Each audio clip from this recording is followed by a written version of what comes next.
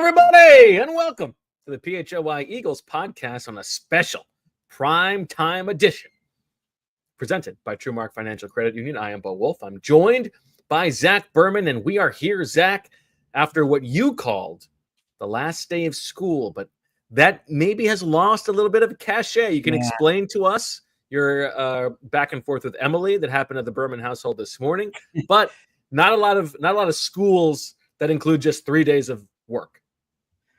Sure. I mean, I think there'd be a lot of kids who would love that, right? This was the last day of the Eagles offseason program, but the Eagles only had 1 day of mandatory minicamp.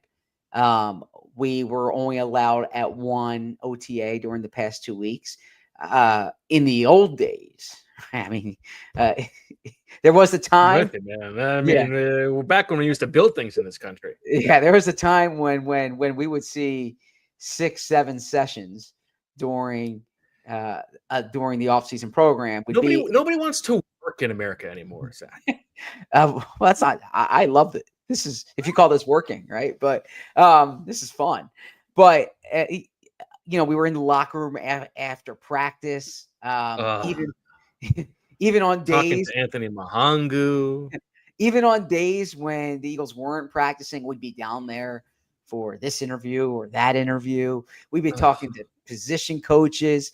Anti-media bias. Oh my God! Everybody's closing the doors. Ridiculous. So there was a time when the off-season program would begin in mid-April, and you would have like steady stream of time at the facility until mid-June, and then school's out for the summer. Because in a previous existence, right, when we didn't do daily shows, when I was at the Inquirer, it was like, all right, the last day of minicamp, it's like, see you the first day of training camp in 6 weeks.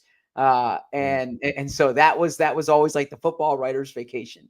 And unless a player got arrested, it was like, you're free. Some people golfed, some people vacationed, some people did self-inventory. Some people did self-inventory of all their work during the season. So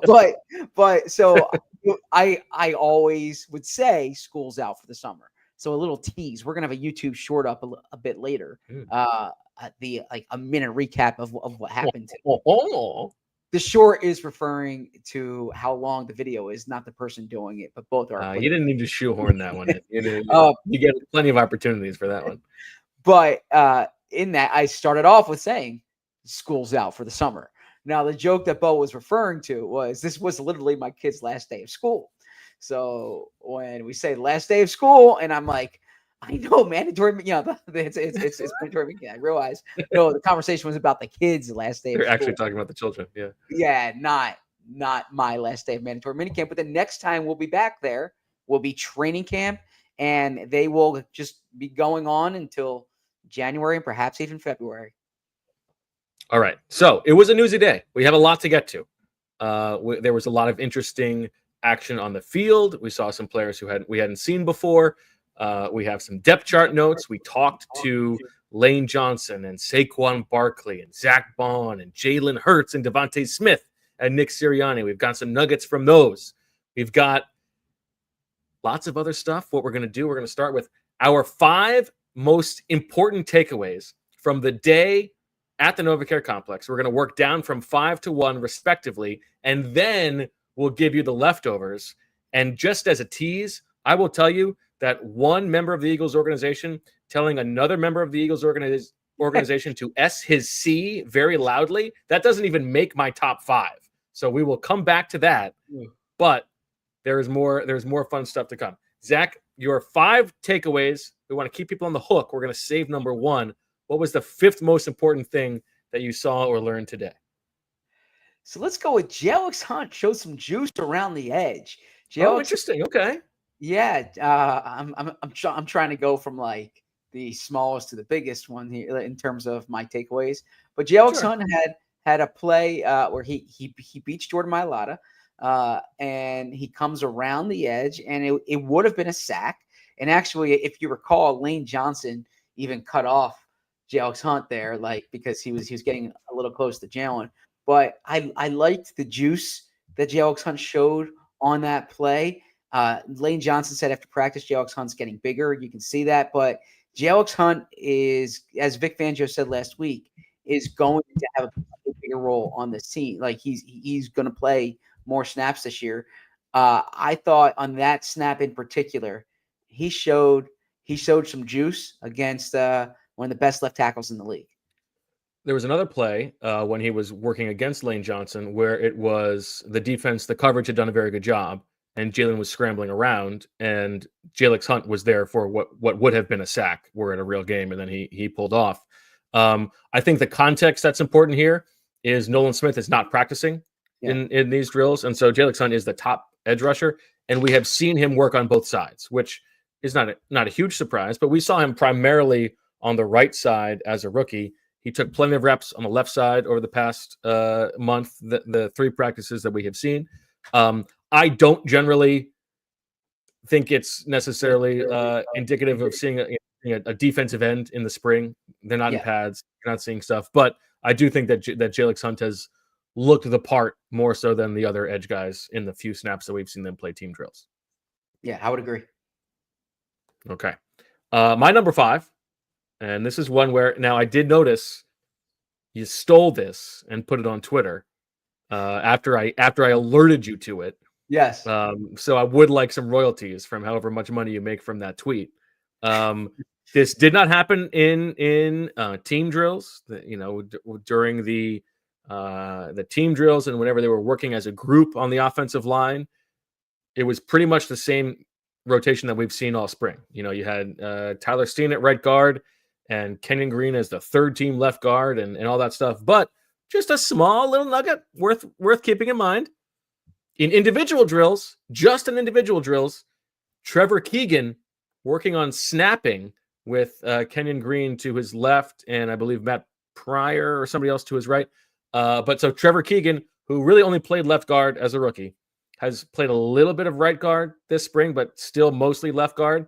If this is a player who's going to make the team or make an impact, him being able to play emergency center would be interesting. We'll see how he does. He's going to prove that he can snap the ball, and you still have Drew Kendall to be likely the backup center, but just a nice little nugget to keep an eye on. I thought it was a terrific nugget, and I will give you whatever royalties gets sent. They don't do it by tweet or by so but yeah, that came from you for sure, and it is important to monitor because I don't think that we need to be tweeting anything necessarily, but that's a topic for a different day. For a different day. So Drew Kendall, I would imagine he's the front runner at center, but Trevor Keegan was a 5th round pick last year, and you like to have that type of versatility. If he's going to make the team, it helps to have that.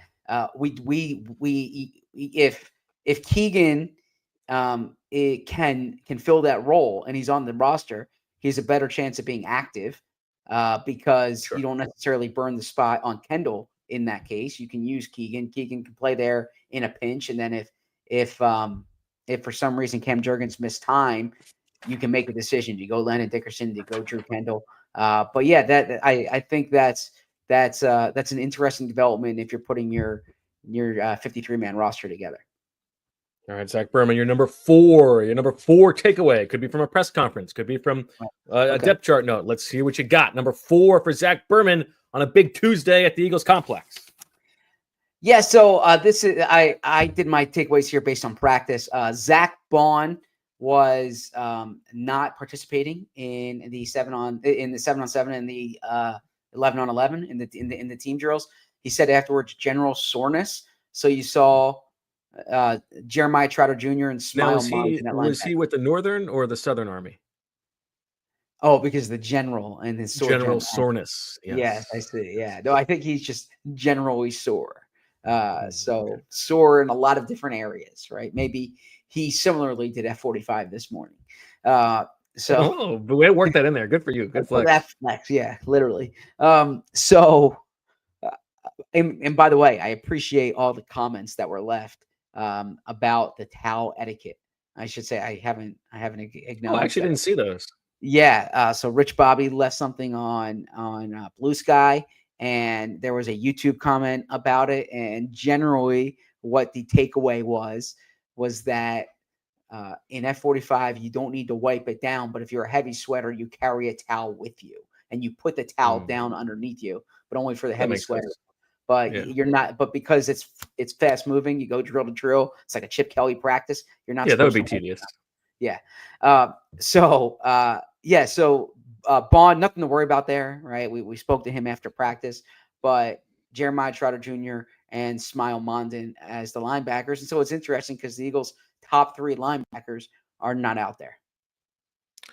But I also think it was interesting the way that it worked out, where it was just Smile Mondon. And as they are continuing to rotate everybody at safety, they did not rotate anybody else, alongside Trotter and Smile Mondon. And it did make me wonder if in a world where Jahad Campbell is not ready to play week 1, or they don't trust him to play week 1, because Smile Mondon and Jeremiah Trotter Jr. are different types of players. Absolutely. Trotter would be your middle linebacker paired with Zack Baun, and I think and that would mean Zack Baun is the the versatile overhang guy. Whereas I think if Smile Mondon was playing alongside Zack Baun, I think Zack Baun would be the Mike. And so I wonder if it doesn't come down to necessarily, in a world where Jahad Campbell doesn't play, who they like better between Trotter and Smile Mondon, and rather where they would rather play Zack Baun, because you've got 2 guys who are maybe relatively equal, but they play sort of different positions. It's a good point. And really what you're looking at too is the way Zack Baun was used when Nakobe was on the field last year, and the way he was used when Exactly. Nakobe wasn't on the field last year. And so Exactly. Nakobe was injured in the Packers game last year, in the Packers postseason game. So you're looking at those last 3 playoff games. Now Baun was, and it's funny because we think of the Zack Baun experience as Vic really made so much of this guy who could do a lot, and yet I kind of think that his best ball came when he was playing next to Oren Burks and he was in the middle. It's a good point. Now he was just, he was like Bo Wolf and Papa Shot, like he was on a groove there. Down. Rich Hoffman is way better than me and Papa Shot, and proved it in Minneapolis. Or ping pong, Bo Wolf and ping pong. But there you're talking. Yeah, there. But yeah, because everything he did turn to gold in the postseason. But yeah, it is worth monitoring that. And Smile Mondon, he's much longer. It's a different frame. He's more fluid in his movement, I would say, than Trot Jr. I can't speak to his instincts. I mean, Trot Jr., that's kind of the book on him, is he's instinctive. But it's definitely gonna be a big topic in training camp. My guess is Jahad Campbell's ready by then, but we don't know that. I mean, Vic Fangio said August, and Cooper DeJean was not put in the lineup last year until week 5. He didn't return, or he didn't start practicing until New England last year. So that was the second preseason game. Let's stick on Zack Baun for a moment, because I did think that his press conference was interesting, in the sense that he talked about, he knows that he is in more of a leadership role now, and it doesn't come naturally to him. He is more of a quiet guy. Now, we saw him, go up in front of the team the night before the Super Bowl. He was a part of that leadership group. Even if he is not per se a captain this year, I imagine he will be in the leadership council. He is one of the leaders on defense, and he talked about, he has had to sort of be intentional about, okay, like I have to act a certain different way, and he's still trying to figure out what exactly his leadership style is. Not that is going to necessarily, make them win or lose a couple more games, but I thought it was an interesting human moment from Zack Baun, who was always very reflective and introspective. But I like that, and I also thought it was cool that he told the story of, he's heard from several like career special teams players this offseason, inspired by his story, hoping that they can one day, maybe they're not going to make $20 million a year, but get an opportunity to start and show what they can really do. Yeah, it's a good point. He even said Nick Sirianni used his story as an example to the 1-year contract players, because Zack Baun was he signed a 1-year deal. If that didn't go well, you don't know what Zack Baun you don't know if he's in the league this year, right? I mean, he changed his life last year, something that we had talked about. And I think the leadership thing is interesting. And I've probably read too many leadership books over the years that there's not one way to do this.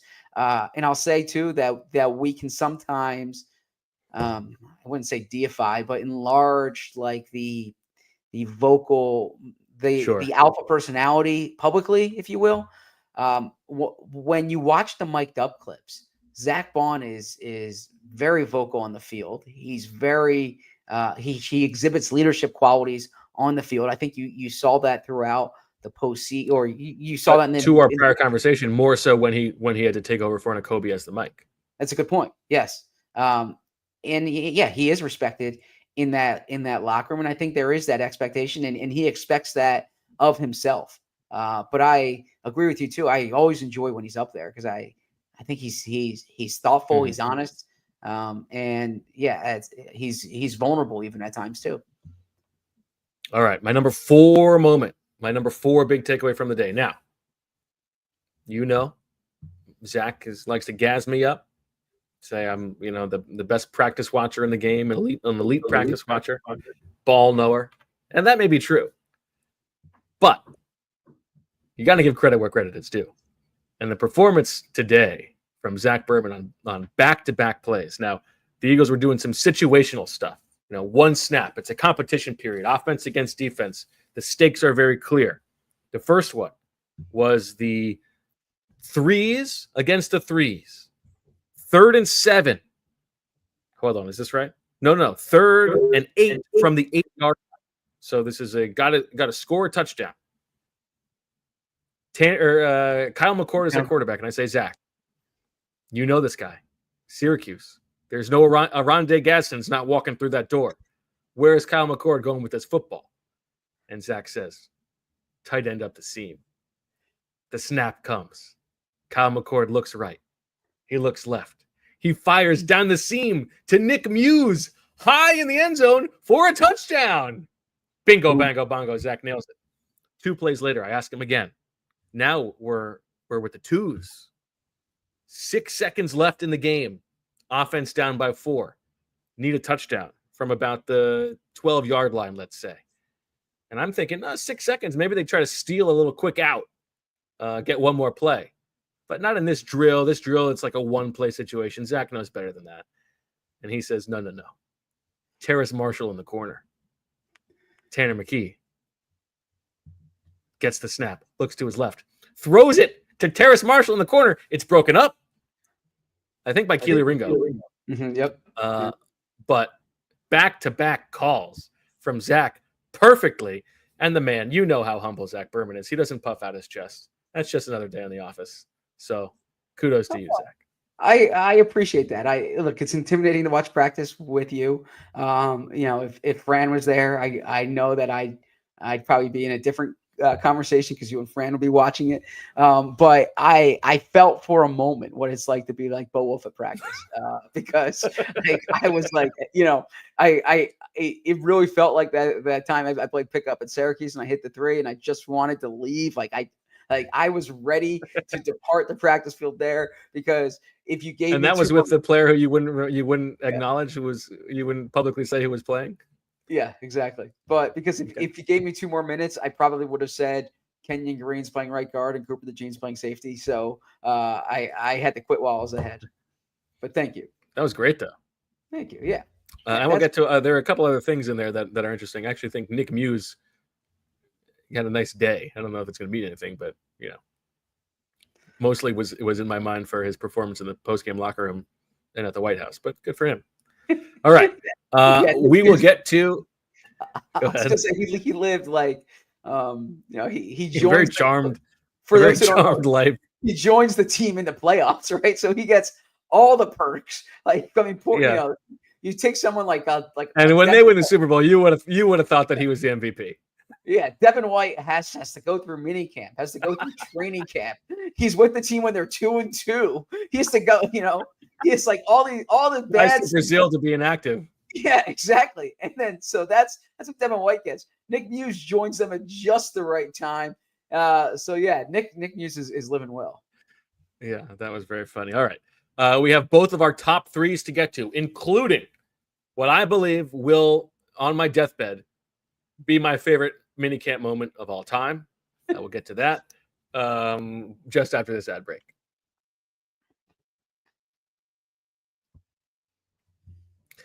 Let's talk about getting back to what you love, especially this summer. Oh, beautiful weather today after the rain. Whether you're biking by the Schuylkill, my man Zach, chasing your kids through the sprinkler, or finally tackling that hiking trail, it's tough when your body doesn't cooperate. Listen, I know that. I'm getting older. I'm washed. That's where Rothman Orthopedics comes in. From aches after a pickup game to old injuries flaring up on summer adventures, Rothman's team of experts is here to help. With evidence-based care and a commitment to restoring your mobility, they'll get you back out there stronger than ever. Don't let pain put your summer on pause. Visit rothmanortho.com/PHLY to book your appointment today and get back to doing what you love pain-free. That's Rothman, ROTHMANORTHO.com/PHLY. Rothman Orthopedics, getting you back to your summer game is their mission. I was at a family member's apartment in the past week, and Very I cryptic. I get off the elevator, and I'm like, something's different here. And you know what it was? New carpeting, new flooring, and oh man, you have that new carpet smell. It's You love a clean. smell. Yeah, I was so impressed, and I know how important flooring is. And if you want the best place for flooring, you need to go to Empire Today.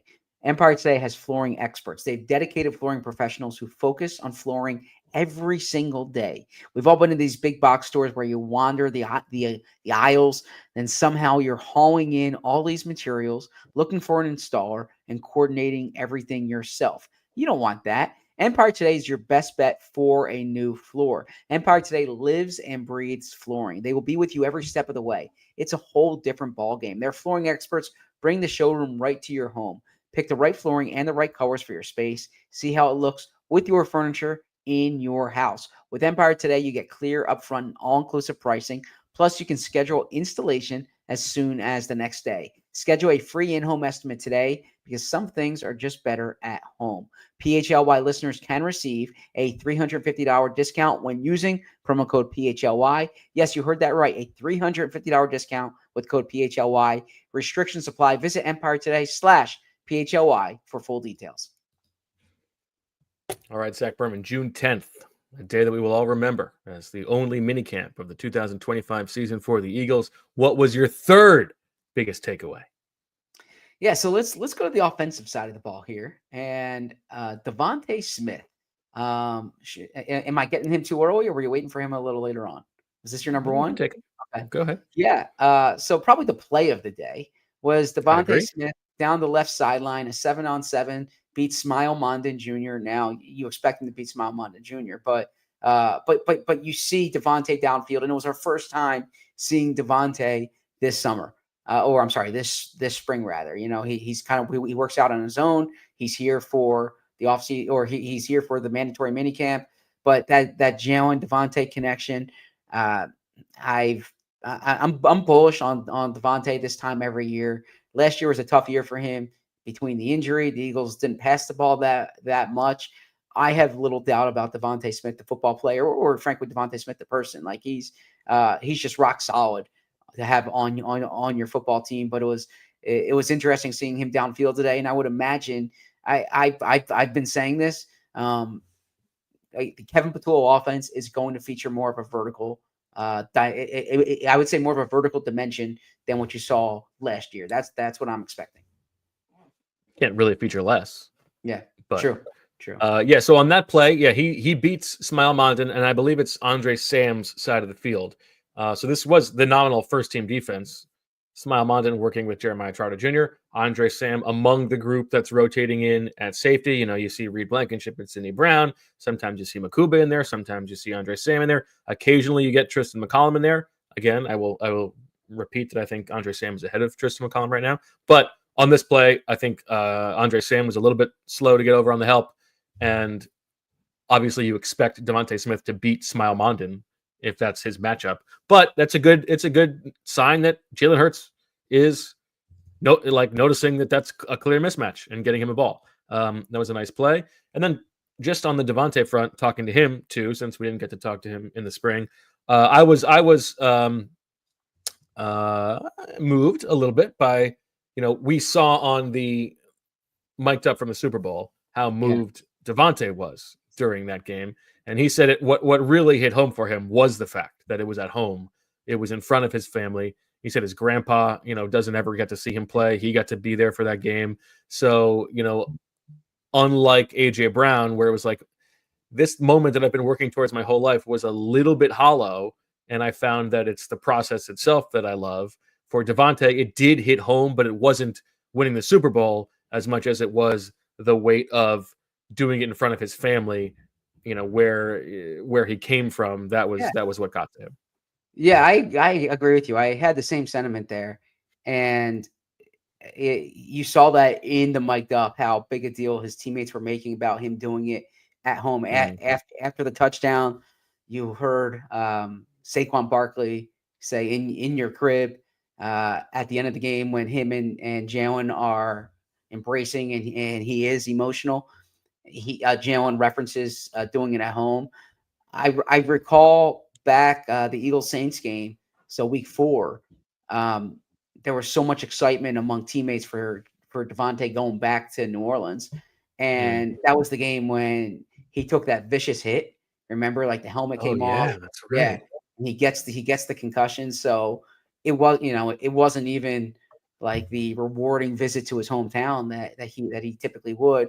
But yeah, he has a lot of pride in Louisiana. Like he said today with Terrace Marshall Jr., it's so nice to have another Louisiana guy on the team. Yeah, how about that? They were on the same 7-on-7 team in high school. How'd you like to play against that team? Yeah, seriously. It seems like all DeVonta does is play with good receivers. I mean, he probably looked around being like, That's true. Play with like bad You've been starting in high school. Yeah. That's a really good point. I guess the 2021 Eagles, right? Yeah, that's true. Wow. Jalen Reagor takes a stray. Yeah, it's true. But yeah, I like the way DeVonta looked today. That was good. All right, my number 3 is as the right cornerback turns. Today was a day where with the team, it was Adoree Jackson at right corner. So this is the first time that we have seen it be like in 7-on-7s. It was Kelee Ringo at right corner with Quinyon Mitchell, but when they went to team drills, it was Adoree Jackson at right corner with Quinyon Mitchell. Now, I was thinking about this, Zach, because I think it's interesting that whatever the combination we've seen, whether it is Kelee Ringo or Adoree Jackson at right corner, because Quinyon Mitchell has stayed at left corner the entire spring, when the second team comes on, whoever the other one is goes to left corner. They don't stay at right corner.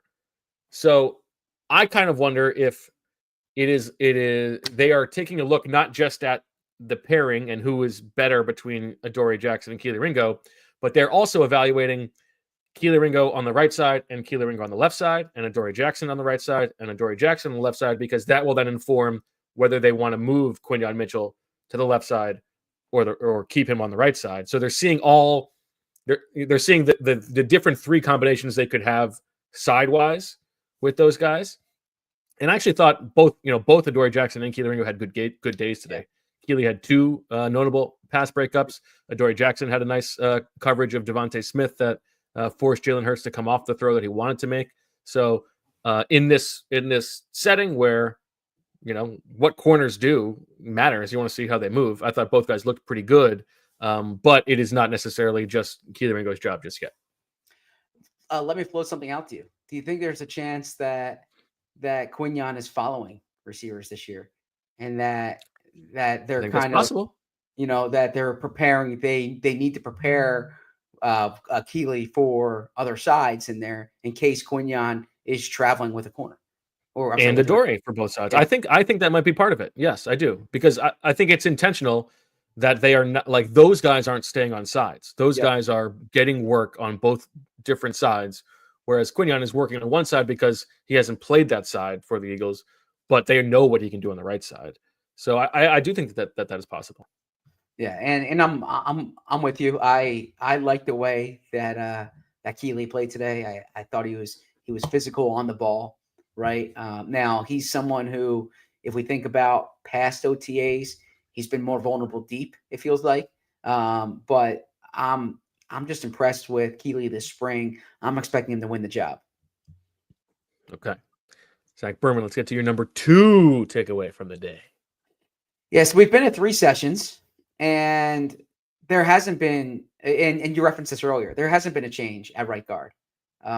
It's been Tyler Steen, and Tyler Steen's getting that work with Lane Johnson.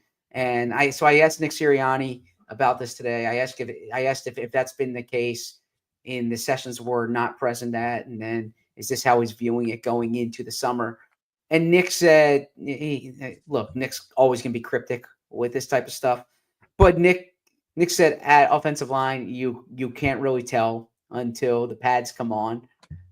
But you've pointed this out time and time again that like Jeff Stoutland wants to view the, he wants to have that type of continuity. He's talked in the past about synchronization.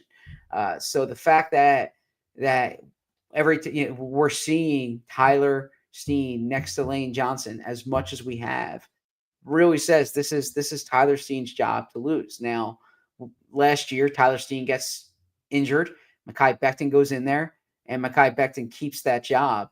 And that injury happened early on, but I'm not sure that Kenyon Green is viewed internally maybe with the same intrigue as Mekhi Becton a year ago, because even when, if memory serves, even when Mekhi Becton filled in at left guard when Landon was out, he was filling in at first team, right? He was playing first team guard during the spring when he was still kind of learning the position. So I haven't necessarily seen that from Kenyon Green. So if I make this like a big picture takeaway, I would say Tyler Steen certainly looks like the front runner of that position. I think it's fair to say that he is the front runner. As you said, this was also the case last spring that he got all the reps at right guard with the first team. I do think it's different the way that they view Kenyon Green. I also do think that the way that Stout does it in the spring is different than the way that he does it in the summer. I think he becomes, those reps matter more in the summer. So, if Tyler Steen makes it through 1 week of camp and he hasn't rotated, that will tell us a lot as well. If you are joining us for the first time and haven't been crunching the sickos downloads after these OTAs on the offensive line, I'll give you what the breakdown has been. Now remember that Cam Jurgens is just working off to the side. He is not practicing right now, and so the first team offensive line is, as you would expect, Jordan Mailata, Lennon Dickerson. It's Brett Toth at center, and he's had trouble snapping in the past. He had another one today, but Stout loves him, so that's okay. And then Tyler Steen and Lane Johnson with the ones. With the twos, it is left to right Kendall Lamb, Trevor Keegan, Drew Kendall, Matt Pryor, Darren Kennard. So Kenyon Green is not even working with the twos ahead of either Keegan or Matt Pryor. I think that is notable. And he has only worked on the left side, I believe, that we have seen. Yep. And so with the threes then, if you really care about it, Miles Hinton at left tackle, although he got a little bit banged up at one point today and was replaced by Laken Vakalahi at left tackle. Then you've got Kenyon Green at left guard, Drew Kendall pulling double duty at center, Holland Pierce at right guard, and Cameron Williams at right tackle. Yeah, and I suppose that this could change if someone makes a push. I just don't see. I don't think Pryor will start over Tyler Steen, and I haven't seen them make the type of commitment yet in Kenyon Green to lead me to think this is going to change. Now, injury can affect things, but going into tell me this, Zach. More likely that Kenyon Green is a starting right guard or doesn't make the team? Good question. I'd still say more likely he's the starting right guard, but it's not. I mean, I feel. Look, if I did my piece on like 25 predictions, if I did that back before camp started, I'd be wrong on this one because I thought Kenyon Green was going to become the starter. But he's still it's possible. He might still. Okay, my number 2 takeaway, Zach, had nothing to do with anything that happened on the practice field today or in the press conference room.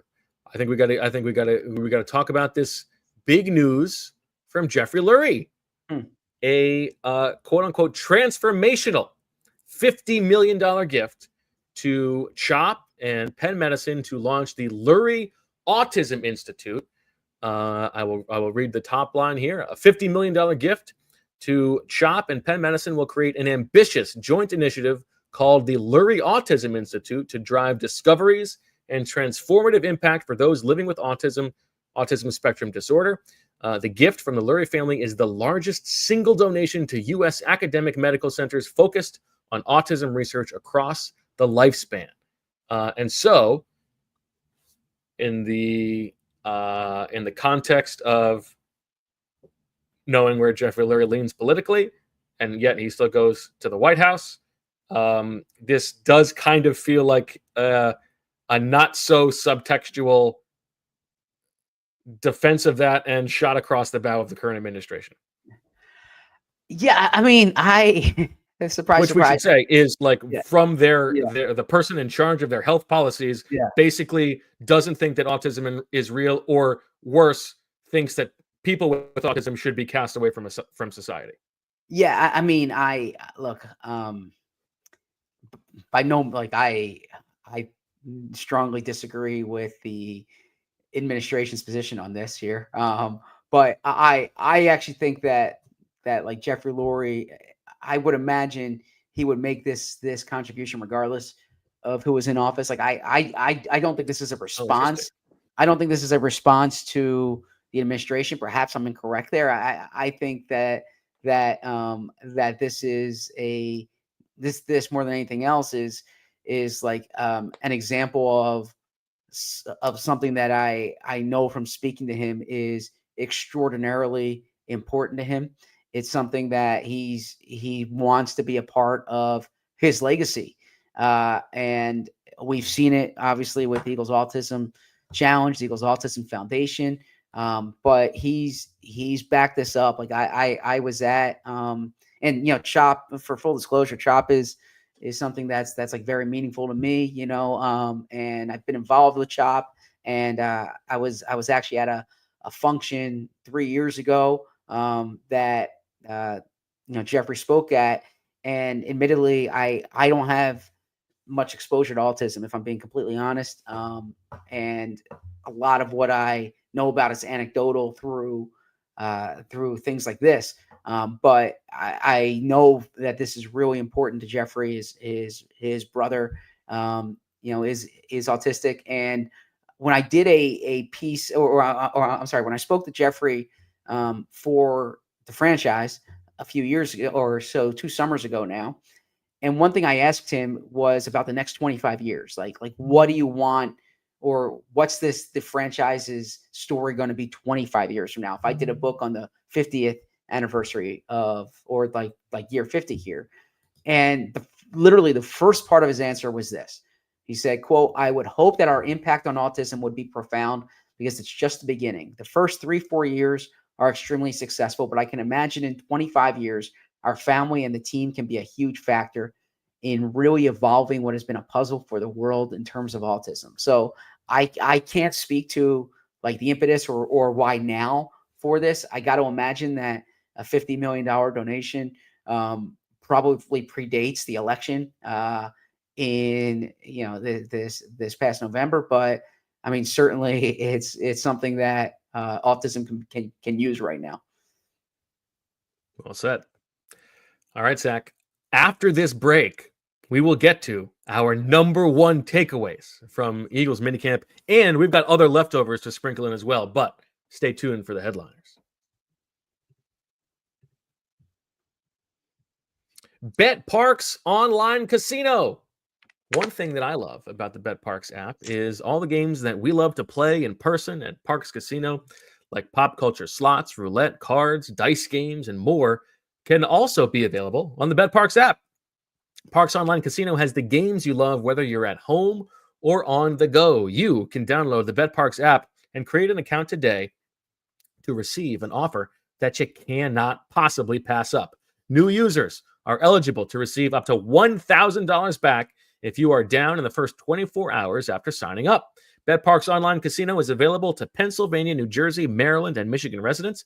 Terms and conditions apply. Parks Casino, this is how you win. You must be 21 and over. And if you have a gambling problem, please call 1-800-GAMBLER. And I will also tell you about our friends at TrueMark Financial Credit Union. The summer is here, which means the kids are out and about, hanging with friends, maybe even picking up a summer job.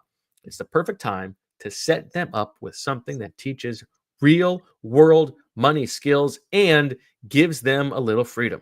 The Greenlight debit card and money app. If you are a TrueMark Financial member, you can get a free Greenlight account for your kids or teens. It's a simple way for them to manage their own money, whether it's from a job, allowance, or birthday cash. They will get their own debit card, can get savings goals, track spending, and learn how to budget, all while you stay in the loop from your phone. You are still in control, but they get to learn how money really works in everyday life. So, before the summer rush kicks in, this is a great way to help your kids build smart money habits that will stick with them long after the season's over. Head over to truemark.com/greenlight to get all the details and sign up today. Don't miss the chance to set your kids up for financial success. This summer, the ultimate fan experience is coming to New York City. Fanatics Fest is taking over the Javits Center June 20th through June 22nd. So if you're wondering what Fanatics Fest is, get ready for 3 days of nonstop sports, culture, and collectibles with your favorite athletes, creators, and celebs. That includes Philly's own Cooper DeJean, who you can hear on the exciting mics, Brian Dawkins, Nick Foles, Allen Iverson, one of my favorite players growing up, Pete Davidson, and Don Staley, all under one roof. Snap a selfie with legends, grab exclusive merch, dive into fantasy drafts, card drops, sneaker heat, and live podcasts from the biggest names in the game. From NFL to NBA, MLB to WWE, Fanatics Fest is where fans become part of the story. Tickets are going fast. Don't miss your shot to be part of history. Fanatics Fest, NYC, sports, culture, collectibles, all in one place. Get your tickets now at fanaticsfest.com. All right, Zach, I'm ready. Hit me with it. Your number one takeaway from the only open minicamp, the only minicamp of the spring for the Super Bowl defending Philadelphia Eagles. Yeah, I think Jalen's been better this spring than last spring. I think that he's been so. Look, I don't think that Jalen Hurts is winning the MVP based off this spring, right? But I thought last spring, if you remember, he did not look good. And now in the summer, he looked terrific. The beginning of the season, he did not look good. So we don't know the correlation. I don't necessarily agree with any of that, but go ahead. Did you think he looked good last summer? I thought he looked fine last summer. Okay, yeah. I mean, I was not blown away by he hasn't thrown an interception. Okay. But I think he's been decisive. He's been efficient. And like, yeah, I think that this was a better spring than last year. Now, that said, we only saw 3 sessions. Okay. Last year we saw 5 sessions, if memory serves. Mm-hmm. And then there was 1 session indoors, which was really hard to ascertain. Right. Yeah. Basically saw 2. Yeah. Yeah. So we really only watched 2, but if you kind of look like big picture at the quarterback, I think that Jalen has pretty good, I think he has a good sense of what he's doing, of where he needs to go with the ball. And I also think too that for as much attention as we pay to the changing coordinators, this is ultimately Jalen Hurts' offense. And that's the offense is going to be what Jalen wants it to be. And I think that's even more the case now than ever before. Jalen had a quote today when he spoke to us, where he essentially said, so here he said, I think he's been doing a great job. He's talking about Patullo. I think he's been doing a great job with that in what we've been able to do. And on the other side of it, there's a dynamic of adaptability that you have to be able to have to find success, regardless of what the leadership looks like, what the voice is, and who's in the quarterback room coaching me, or who is out there calling plays. And he kind of talked about at one point how he told Patullo, like, it doesn't matter who's at receiver. He's got to figure it out, right? And so I think that the offense is Jalen's offense more than anything else, and so you want to see efficiency from Jalen Hurts. I really liked his. I mean, I don't know if this is like to main character syndrome, but I liked his answer to my question as well. Because I was just like, we talk so much about the coordinators. What's it like having like a position coach for 4 different guys in 4 years? And I thought his answer there was interesting, where he said, like, when you take a step back and realize all that you've accomplished, essentially, it gives you more faith that you can do even more. Which is, that's a little bit of myth making, but that's great. And I think that is how he thinks, right? I thought that was a good answer. Now, I actually didn't think he had a particularly good day today. Like in the actual competitive periods, he had to eat the ball like 3 times. Yes. And he couldn't get on the same page with AJ Brown and routes on air. They missed like 2 like easy outs in a row. But I also don't think that matters. I think what matters more is that Jalen is heavy as the head that wears the crown, and he wears it well. Well said. Okay. I think what my number 1 is, Zach, because what an electric moment for minicamp practice. This was the to tell the story of a person. Oh my God, so good. Now, we have heard that after the Eagles won the Super Bowl, Howie does not let up. In fact, he ratcheted up. He was even more aggressive. In the building, right? He's even harder on everybody. Now, today's the only minicamp day, so he wants to see everybody out there. This is a big day in the spring. In conjunction with that, Deshaun Jackson was in the house today, taking things in as the new head coach of Delaware State, and he had a bunch of other Delaware State staffers with him who were on the sidelines. And just as 7-on-7s were beginning, you hear a little bit of commotion here. Hey, and you look and you see that there are 2 Delaware State staffers like crossing over into the back of the end zone. They're walking across the field, and instead of walking behind the goalposts, they sort of go in front of the goalposts into the back of the end zone. And you hear like, "Hey, get off the field!" And this is the second time. Do you want me to tell Deshaun? You want me to get Deshaun? And you look over, and it's Howie Roseman yelling at these 2 guys. And you're like, oh, this is interesting. And then he backs it up and goes, "This is our house." Like, as if like, how dare you come into our house and step across the line? This is our house, which to me, beautiful. Like you want to talk about how do you keep it going? How do you keep the intensity to follow up a Super Bowl with another Super Bowl, care about other little details? Howie Roseman barking at those 2 guys, that was fantastic. That was the fireworks of minicamp that I will never forget. That was unbelievable. Yeah. So I'm kind of on Howie's side on this here. Okay. I got to tell you. So I'm not to get Colin Cowherd on you here. Okay. But so you're an assistant coach at Delaware State. All right. You get to go to the Eagles. You get to go to the Super Bowl champions 1 day of minicamp practice. All right. And this guy's here and he's got his hat on backwards. All right. All right. He's so the cover here. All right. But and he can't even walk around the end zone.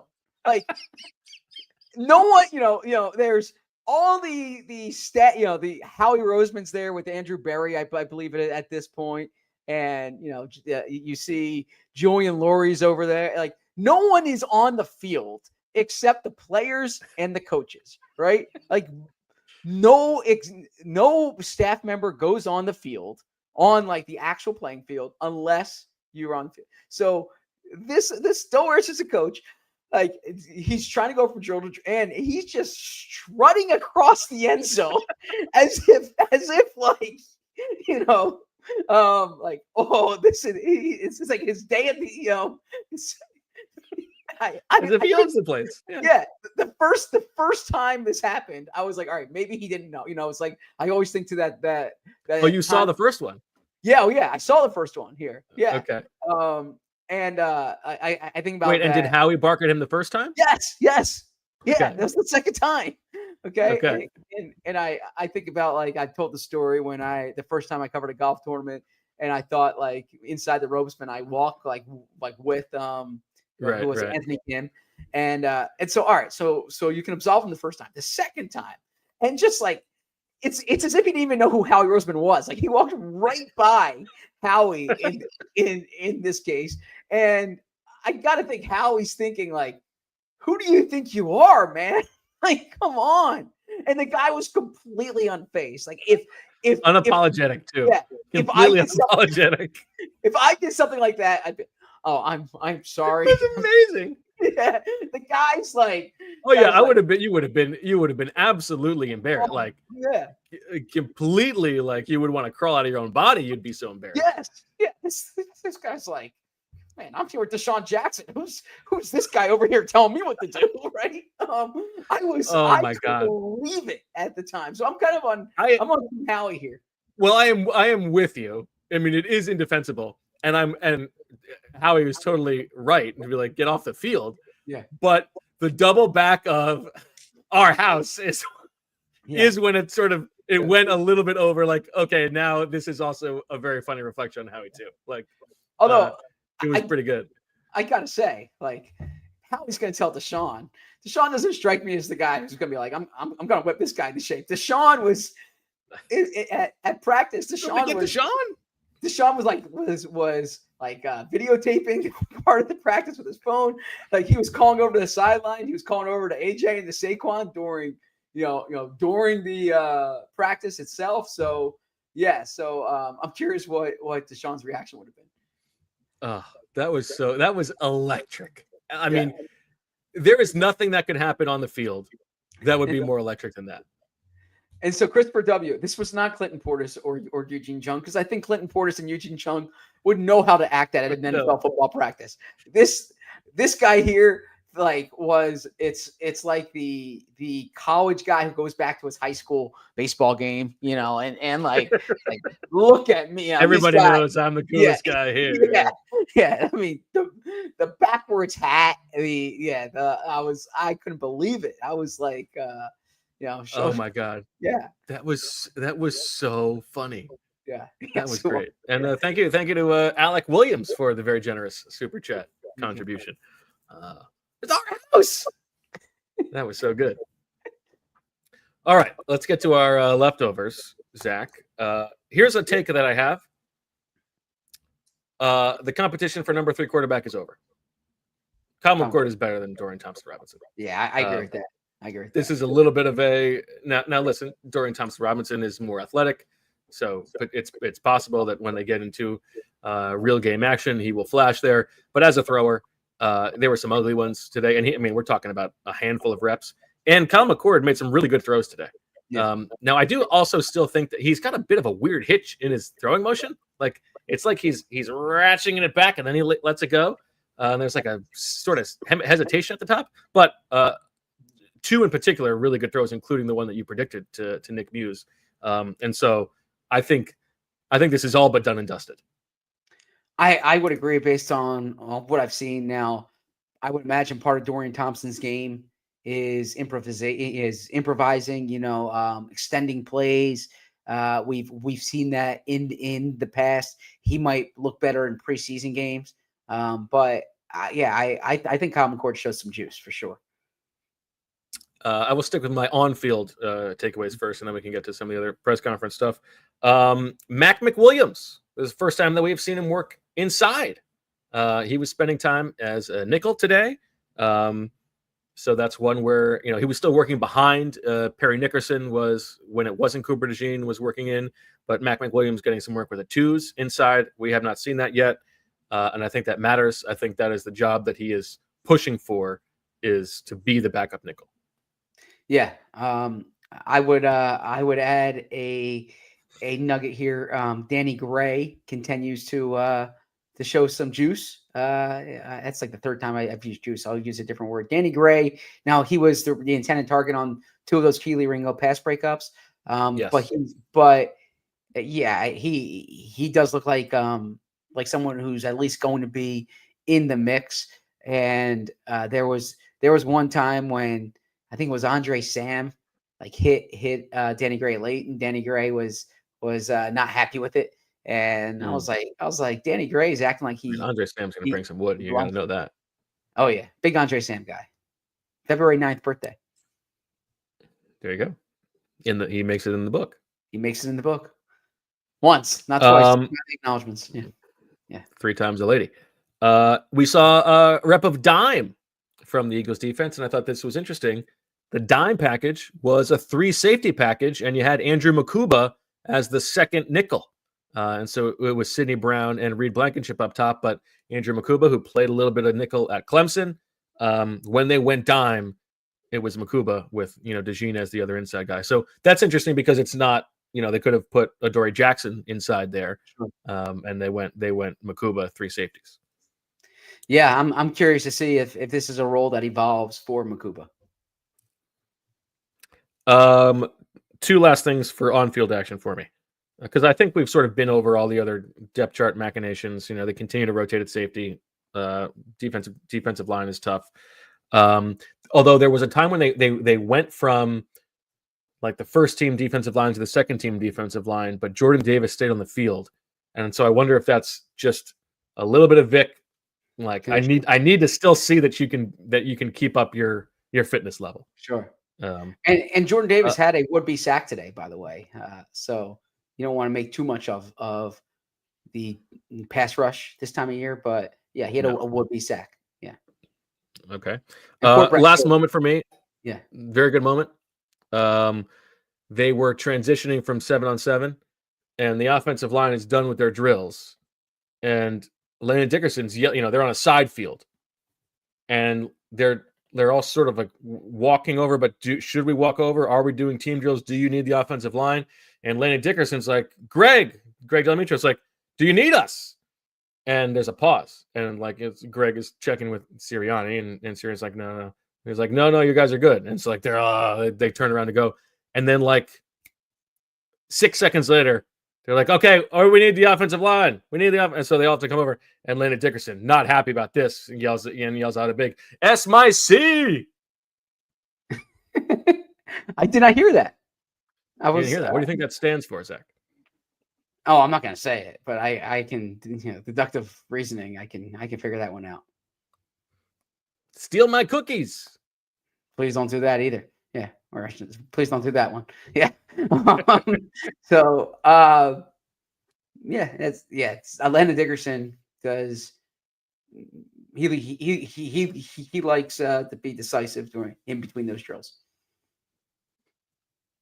Okay. I started something and know where I was going. Neither did I. Yeah.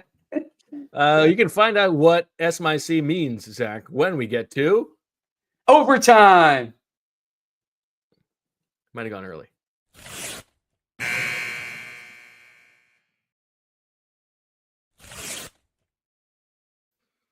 Super chat from Rohit, Zach, who says, any thoughts on the AJ Anais video? I don't think I've seen this. What did I miss? Yes, I watched it. And first off, credit for AJ.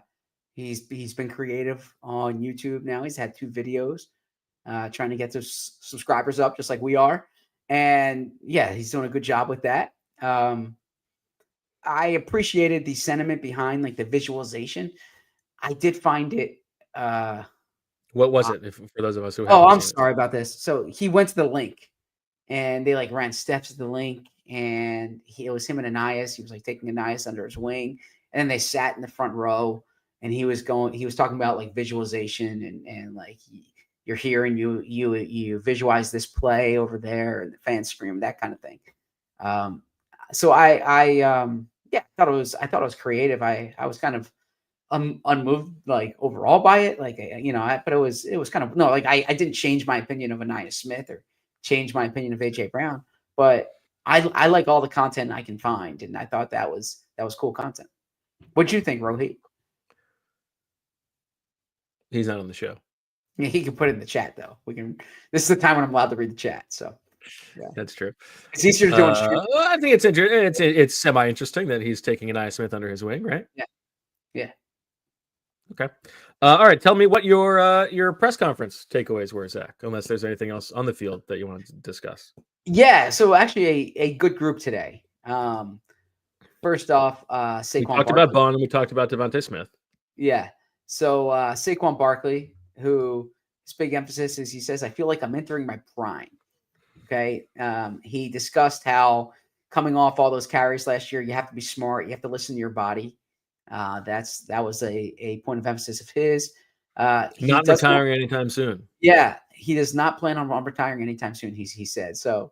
That kind of took on a life of his own. I didn't think he was going to walk away from football. Yeah, I don't think that was never that interesting, but that's okay. Yeah, but he does love golf. He says he's addicted to golf. So fine as well. Face it, you're addicted to golf. I mean, I gotta say, for someone who tends to like light it up and give us like, you know, really good answers and is thoughtful, I was hoping for a better answer for the highlight of his offseason. He's done all these cool things, and he says is being at OTAs. Being at OTAs. Yeah, he's sounds like you. He's like, when you're, yeah, but I'm genuine with it. He's like, I don't golf. I don't golf. So I mean, I'm sure he's been to different golf tournaments, and yeah, he's been all over. He was at the Met Gala. Yeah, but he said when players retire, what they miss is being with the teammates. So he's enjoyed that. By the way, being with teammates. One quick thing, just to get back to DeVonta, because I don't know if we'll talk about this. DeVonta, as you remarked, like, how did Cooper get DeVonta and AJ out to Iowa?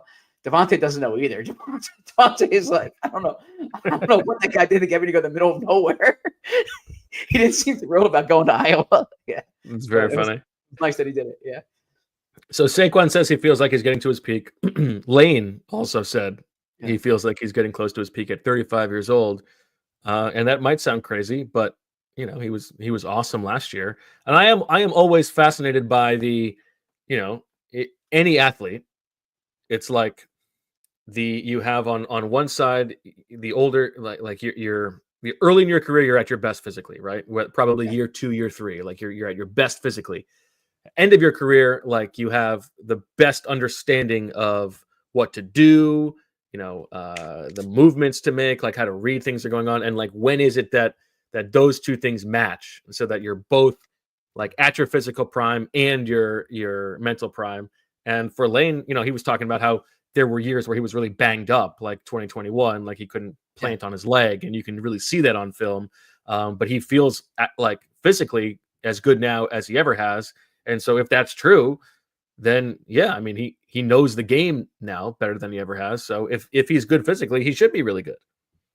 Yeah, well said. And I mean, Lane's one of my favorite players to cover, because I've seen the entire career arc and all, you know, there's all the twists and turns to it.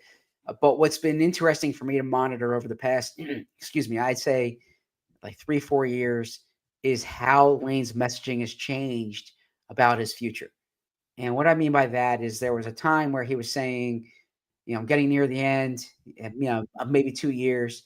And is the past year or so, that answer's changed to the point that this past offseason, when he signed that new contract, one of the things he said is that he's really taken time to study people who've extended their careers into. He talked about Tom Brady.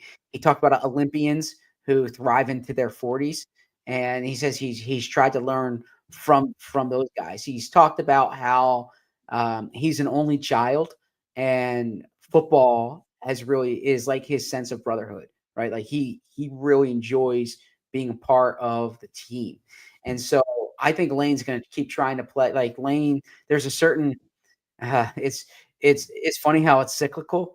Lane was drafted to replace Jason Peters, and like Jason Peters never retired, and so Lane just stayed on the right side. I think Lane could be one of those guys who doesn't retire, who just like keeps playing, keeps coming back. And I wouldn't have said that 2-3 years ago. I also thought it was interesting, and I think that's all well said, is given the things that we know that he has struggled with mental health wise, he made a point to say like he really looks forward to coming into work every day. Yeah. And I don't think that was always the case for him. And so whatever has gotten him to a better place, he seems to be in a better place. Yeah. Look, And congratulations on his engagement. Yes, yeah, he's recently engaged. I know his fiance's really helped him too. But I think a lot of it comes down to health. And we talk about mental health, but with Lane too, physical health. And I say that because when he was going through the ankle issues and he didn't feel like the player that he wanted to be, I think that really affected him. So when I talk about like the career longevity, a lot of that is staying physically healthy as well. Because I would imagine those two things might be intertwined. Yes. Anything else from Jalen other than what we talked about? I feel like we Yeah. I think we covered the hits with Jalen. Okay. And then anything from Nick before practice? No, I think a lot of the messaging going into camp and during camp will be about trying to sustain success and different parts of that. And he was talking about some of the messaging today. But no, those were kind of really the big takeaways from Nick. I do find it, and I've said this in the past, hypocritical might be too strong a word. But and I couldn't get this question in. The press conference ended, but Nick, I've asked him this in the past, right? I don't feel uncomfortable saying it. Like Nick's like, you have to work, you have to practice, this kind of thing. But he doesn't take his full allotment of practices during the spring. And you can say, yeah, it's OTAs, minicamp. It's really not that big a deal. And I agree. Like it's not going to affect whether they win or lose the Super Bowl. But what I find to be flimsy is when you talk about, well, they had a long season, because you can hold back your top 20, 30 guys. I think this time of year is really valuable for players 30 to 90 on the roster, 40 to 90 on the roster. Like you can't tell me that 2 more days of minicamp won't be beneficial to Danny Gray or Terrace Marshall, or you go on down the list. And so I that's always seemed, when I hear this time of year in particular, that these guys got, it's all about practicing and the work they put in. And football is one of those sports where you practice more than you play and you walk through more than you practice. And he says all that, but then they don't practice that much during the spring. And last year they had a full, they used their full allotment of mandatory minicamp. And one of the things that you kept hearing was that it was beneficial going into the summer. So it's just something to put out there. I don't necessarily disagree with that. I to play devil's advocate, I think that they would say, or Nick would say, a lot of the work that matters for those guys comes off the field, right? Whether that is in the meeting rooms or in walkthroughs. And I think maybe there's something to that. My other question to you is, do you think that Nick is actually in charge of how many practices they have? Or do you think he is charged with taking his marching orders from like sports science on that front? Yeah, I think it's collaborative between the front office and sports science, and probably the leadership council as well too, right? If you recall, they canceled mandatory minicamp his first year as kind of a deal with the leaders on the team, and it's why I've been consistent with this. It doesn't matter to me when DeVonta Smith isn't at OTAs. Like DeVonta Smith doesn't need OTAs, all right? He'll be fine. I think this matters more because you get to a point in training camp where it really becomes the ones and the twos, right? And those are the guys getting the bulk of the work. And so anytime you can get extra reps for guys who don't get a lot of reps, I think that's valuable. And so I think that's fair. Never understood why, like, even if they, if they didn't even dress these other guys, if if you can be on the if the starters don't practice on day 2 and they cancel day 3, but they have a walkthrough that day, just get these down the depth chart guys some work. Like, how much work did Kyle McCord and Thompson get, Green Thompson get in so that's kind of something that I don't think that's a crazy take. And you also know that, like, Nick and the coaches love coaching those guys, right? Yeah, That's they would love to have those reps probably. Now, maybe there is a not great message you're sending if you're like, okay, the ones can leave, but someone who's competing has to stay. Maybe it frankly could just be you turn it into a voluntary thing and it's rookies and whoever else wants to stay or something like that. You have a repeat rookie camp, but I don't think that that's a entirely unfair take. Yeah, and I asked Nick. I remember maybe his second year about this, and he kind of he joked I was kind of like a smart aleck with the question, because I said something to the point of, well, if practice is as important as you say, why don't you practice as much as you're allowed to, right? But yeah, I won't back off this opinion, because I think there's no, I keep hearing, you have to listen to the players' bodies and take care of them, but you can do that with your starters. I think that the bottom half of the roster can benefit from more work. Okay, I don't think that's unreasonable. Anything else? No, I was going to say, Deshaun Jackson being at practice is still interesting. Seeing Delaware State football coach Deshaun Jackson, good for him. Out there, Joe Douglas loves watching the offensive lineman. You always see that. I know that's right.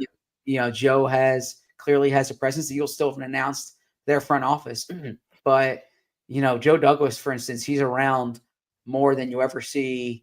Caldwell or Matt Russell, who don't live in the area. Like, Joe Douglas probably lives nearby still, right? So he's able to get down here. But I'm curious to see. Caldwell and Matt Russell are still with the team. Yeah, no, but even in past years, right? So I think we saw them in the spring. Maybe not. Okay. So yeah, so that stood out. But no, I think we hit it. I have 2 non-football things. You want me to save them for tomorrow? No, this is fun. Okay. If you want to save them for tomorrow. One how is. about save one for tomorrow and do one now? No, I'll give them to you both. That's fine. Okay, we'll figure out tomorrow's show.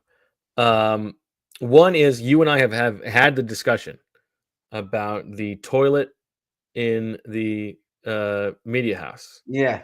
Okay. And I believe that it is on you. If you come into the bathroom, there are women working. Yeah. I have something to add to this. Okay, so go on. If you come in and the seat is raised and you're just going in to pee and you pee, you still should put the seat down, whether you are allergic to the germs or not. That is the chivalrous thing to do. Okay. I went to do that the other day, and I mean, talk about a good deed. No good deed goes unpunished. I go to put it down, and the thing flies off. Oh, that's not connected. I noticed it wasn't there. Okay, so that came from you putting it down. Okay. Well, no, because what that means is that the previous person to use it knew that it was broken and just flipped it up. Yeah. Imagine I had to sit down, or someone who did need to sit down, and you then put it down, and the thing's it's not even on. It's not screwed on. We got a loose lid. I was wondering how that happened. Okay. That's weak by the person before you, for sure. So my contribution to the immediate bathroom conversation is this, and it's along similar lines here. So I go to pee, pull up the seat. Okay. But the person who went before me clearly didn't pull up the seat, because the seat was covered. Was that flat. Is just like, so what are we doing? What kind of heathen? What? Yeah. So Bo. So in that situation, I did not want to pull the seat down because you didn't want to make it, but not because you didn't want to make it look like you were the one who did that. Yes, exactly. I didn't want the next person who comes in there to think that I peed on a seat. So I Mm. kept that up in defense of my own reputation in that case. I would much rather, I submit to you, I would much rather be the guy who keeps the seat up than pees on the seat when it's down. Now, I'm not saying you needed to do this, but did it occur to you that maybe you could just wipe it off for them? No, You know, it did not. get a bunch of toilet paper, Yeah. and you wipe that guy off. You be the bigger man. You do your part for humankind. No, it did not occur to me in that situation to do that. No. Curiously, what did it occur to you to do that? Would you wipe this? I Would would you like wipe to someone think else's pee off the seat? I would. Really? Not You're like the definitely, but nicest I would. human Yeah, being yeah. I would. No, because that is it's going to be someone else's problem eventually. You know what? Make the world a little bit of a better place. This brings to mind my friend Pat, who once we were at a wedding, much worse situation. He was at a wedding, we were at a wedding together, and the person before him who used the bathroom was kind of not kind of, it was an elderly gentleman who maybe didn't have it all going on. And when Pat walked into the bathroom, that thing was just splattered with poop all over the place. Oh God. And poor Pat felt like he hesitated too long. He didn't know what to do. And in waiting Yeah. and not knowing what to do, he didn't want to then leave and make it seem like he was the one who did it. And so he cleaned it up all himself. So there is someone who deserves a salute and is a better man than both of us. Because I don't think even I would have done that. Yeah, good work. Good work. Yeah, And he must have been in there for a very long time. Yeah, good work, Pat. You're a better man than me in that situation. Yeah. My last thing is, have you ever encountered, Zach, as a fan of comedy, as I know you are, have you ever encountered someone in conversation trying to pass off a bit as their own thing, like their own take or their own story or something like that? Well, I gotta say, I'm guilty of this. I'm guilty of this. But Really, go you're on. pulling a Mencia? What's a Mencia? Well, a famous joke stealer, Carlos Mencia. Yeah. So no, I would always credit upon like kind of conversation, but no. So for instance, Well, it's different if you say like it's as so and so no, says in so there. I did it one time. Yeah, I said to somebody one time, I love the way I look in the airport, in the airplane mirror, and that's a line straight from Jerry Seinfeld, right? And then I got called out on it, and I was like, yeah, no, I'm not saying it was mine. I was just agreeing with what Jerry Seinfeld said. Ooh, that is, I don't like that, Zach. Yeah. Well, now I try to credit beforehand, but yes, it was more of Ooh, like, I don't like that. Who called you out? my brother. Oh, that's funny. Yeah. The one for me here was we were at a birthday party, a kid's birthday party, and people are asking how the baby is, and someone says, oh, I love families with at least 3 kids, because families with at least 3 kids, like, you hear a crash in another room, and they're like, they don't even care to they just make sure that the kids are okay.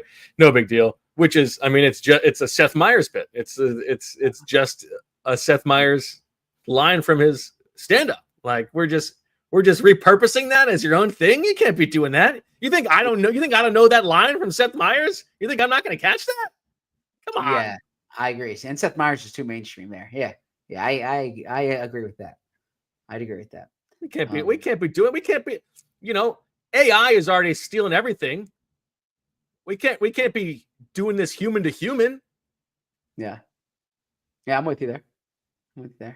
I have a quick story from a dinner on Saturday night. Should I save it for tomorrow's show, or should I give it to you now? No, we're here. Let's hear it. I think this is better than the Brandon Brooks episode. This is the best episode we've ever done. I said I got to save this for the show. All right. And we didn't have a show yesterday. And you're gonna crack up here because my Emily and my brother and my sister-in-law who I was with, they thought it was either one of the craziest interactions they've ever seen or one of the funniest interactions they've ever seen. They didn't quite know. So the waitress at the restaurant, okay, and I'm attentive. I like to empower the waitress. We know you're chatting her up. Yeah. Yes. So 2 times she says, "Pardon the interruption." When she says, "Pardon the interruption," and then she says, she said, where this is going. So she says, "Pardon the interruption," and then would you like to, would you, can I take your drink order, or pardon the interruption, her line that when she comes to the table is "Pardon the interruption."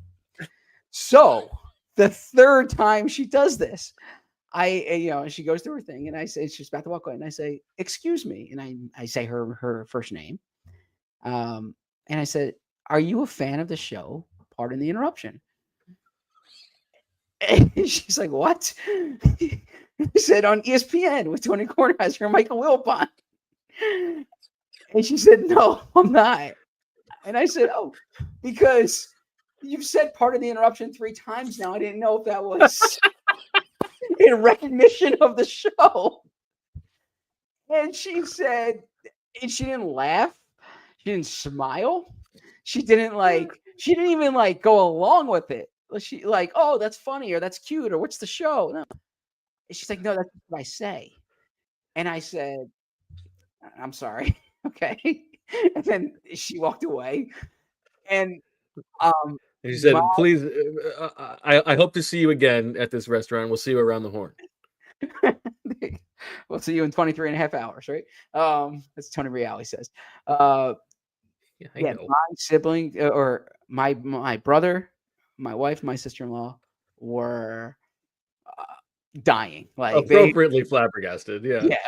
Just like this is because had you as a table had you discussed it yet? No. The first 2 times, did anybody note that she had said "Pardon the interruption," or this was just ruminating in your mind alone? Yes. I was the only one. Emily was like, "How do you remember what she said?" And I was like, "How you hear "Pardon the interruption"? How don't you?" I mean, when I heard you say "Pardon the interruption" the first time, I knew where this was going. Yeah. So to me, I don't use "Pardon the interruption," and I've never heard "Pardon the interruption" as a regular use, as a regular phrase other than the show. So I mean, I've heard it. Yeah. Yes. That's why they named the show that. But yes. So that was that's very funny. Yeah, but I said I got to bring this up on the show. That's really good. Yeah, what was your brother's take? Just how nuts I was in that situation. Like why? It's also so funny to be like, "Excuse me," as if it's like, "Do you enjoy a nice duck?" Or do you happen to like "Pardon the Interruption" on ESPN? No, but their point too was what's good here. So this is 5 good minutes. So this is a really popular. I see. So this is a really popular restaurant, crowded, packed, every table full on a Saturday night, right? 7:00 reservation. So we're probably at this point 8:15, right? This is their epicenter, right? This is where this is their witching hour to use, yeah.